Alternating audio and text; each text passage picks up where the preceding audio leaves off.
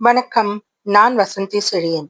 வாங்க, நம்ம வீட்டு சமையல்ல இன்னைக்கு பார்க்க போறது சூப்பரான பாவக்காய் தொக்கு எப்படி செய்யறதுன்னு பார்க்கலாம். கசப்பே இல்லாம செய்யலாம் இது.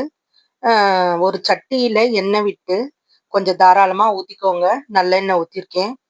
கடுகு, உளுத்தம்பருப்பு, கடலைப்பருப்பு இவைகளை போட்டு நல்லா பொன்னிறமா வதங்கணும். சீரகமும் கொஞ்சம் ஆட் பண்ணியிருக்கேன், மணமா இருக்கும். இது எண்ணெயிலே வதக்கணும், அதனாலதான் கொஞ்சம் தாராளமா ஊத்திருக்கு. இப்படி செஞ்சு நம்ம சாப்பிடும்போது குழந்தைங்க கூட இந்த பாவக்காவை கொஞ்சம் சாப்பிடுவாங்க விரும்பி. ஏன்னா ஓரளவு கசப்பு சுவையெல்லாம் போயிருக்கும். முழுக்க கசப்பே இல்லாம நம்ம சாப்பிடுறதுல யூஸே கிடையாது. பாவக்காயில நிறைய மருத்துவ குணம் இருக்கு. சுகர் பேஷண்ட்டுக்கு ரொம்ப நல்லது இது. எல்லாத்துக்குமே நல்ல பாவக்காய். அதனால ஒரு தடவை இந்த மாதிரி செஞ்சு பார்க்கலாம். இதுக்கு பொடியை கட் பண்ண பெரிய வெங்காயம் நிறைய தேவைப்படும். நம்ம 1/4 கிலோ பாவக்காய் எடுக்கிறோன்னா தாராளமா ஒரு 2 பெரிய வெங்காயமும் இதில் ஆட் பண்ணிக்கலாம். அதனால எண்ணெய் விட்டு பருப்புங்கெல்லாம் பொரிஞ்ச பிறகு அதே மாதிரி பூண்டு, நான் ஒரு 10 பல் பூண்டை இந்த மாதிரி பொடியை கட் பண்ணி நான் இதில் ஆட் பண்ணியிருக்கேன்.